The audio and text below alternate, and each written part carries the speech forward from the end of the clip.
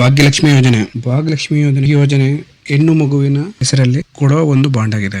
ಇದು 31 ಮಾರ್ಚ್ 2006-2007ರಲ್ಲಿ ಯಡಿಯೂರಪ್ಪನವರು ಈ ಯೋಜನೆಯನ್ನು ಜಾರಿಗೆ ತಂದರು. ಅವಾಗ ಯಡಿಯೂರಪ್ಪನವರ ಸಮ್ಮಿಶ್ರ ಸರ್ಕಾರ ಇತ್ತು. ಆ ಸಮಯದಲ್ಲಿ ಭಾಗ್ಯಲಕ್ಷ್ಮಿ ಯೋಜನೆ ಜಾರಿಗೆ ತರಲಾಯಿತು.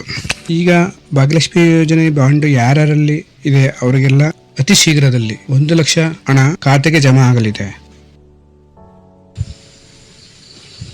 ಅಂದರೆ 2024 ಈ ವರ್ಷಕ್ಕೆ ಯಾವ ಮಗುವಿಗೆ 18 ವರ್ಷ ತುಂಬಿರುತ್ತೋ ಆ ಬಾಂಡ್ಗಳು ಮೆಚುರಿಟಿ ಆಗಿರುತ್ತೆ. ಅಂಥ ಬಾಂಡ್ಗಳಿಗೆ ಸುಮಾರು ಅಂದಾಜು 1.5 ಲಕ್ಷ ಬಾಂಡ್ಗಳು ಮೆಚುರಿಟಿಗೆ ಬಂದಿದೆ.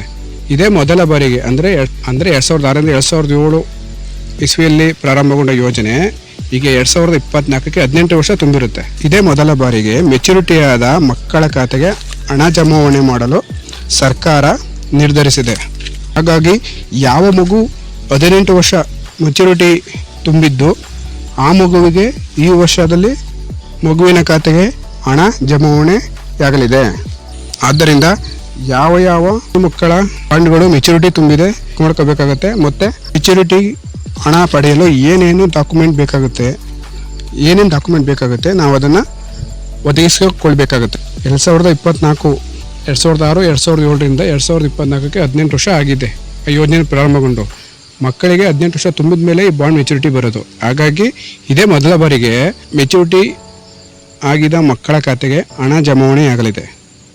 ಹಾಗೂ ಇನ್ನು ಮುಂದೆ ಮಾಡಿಸೋ ಭಾಗ್ಯಲಕ್ಷ್ಮಿ ಯೋಜನೆಯ ಮೆಚುರಿಟಿ 21 ವರ್ಷಕ್ಕೆ ನಿಗದಿಯಾಗಿದೆ.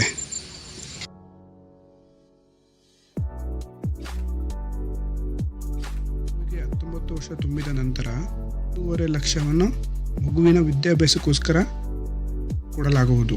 ಹಾಗೂ ಇನ್ನು ಮುಂದೆ 21 ವರ್ಷ ಮೆಚುರಿಟಿ ಇರುವುದರಿಂದ ಮಗುವಿಗೆ 1,80,000 ಹಣ ಬರಲಿದೆ.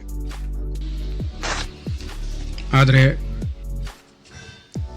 ಈಗ ಮೆಚುರಿಟಿ ಆಗಿದೆ, ನಾವೀಗ ಅಮೌಂಟ್ ತಗೊಳ್ಬೇಕು, ಹಣ ನಮ್ಮ ಖಾತೆಗೆ ವರ್ಗಾವಣೆ ಆಗಬೇಕು ಅಂದರೆ ಏನೇನು ಬೇಕಾಗುತ್ತೆ, ಏನೇನು ಅವಶ್ಯಕತೆ ಇದೆ ಅಂತ ಹೇಳಿದ್ರೆ ಮಗುವಿನ ಮಗುವಿನ ಹೆಸರಲ್ಲಿ ಬ್ಯಾಂಕ್ ಪಾಸ್ಬುಕ್ ಇರಬೇಕು, ಮತ್ತು ಅದು ಆ್ಯಕ್ಟಿವ್ ಆಗಿರಬೇಕು, ಮತ್ತು ಮಗುವಿನ ಆಧಾರ್ ಕಾರ್ಡ್ ಇರಬೇಕು, ಮತ್ತು ಮಗುವಿನ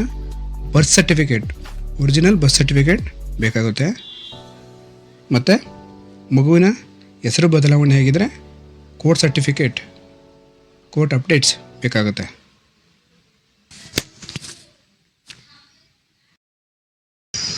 ಈ ಎಲ್ಲ ದಾಖಲಾತಿಗಳನ್ನು ಒದಗಿಸಿ ನಮ್ಮ ಭಾಗ್ಯಲಕ್ಷ್ಮಿ ಬಾಂಡ್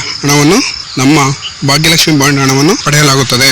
ಹೀಗೆ ಉಪಯುಕ್ತ ಮಾಹಿತಿಗಾಗಿ ಉಚಿತವಾಗಿ ಸಬ್ಸ್ಕ್ರೈಬ್ ಮಾಡಿ ಹಾಗೂ ಬೆಲ್ ಐಕಾನ್ ಅನ್ನು ಒತ್ತಿ.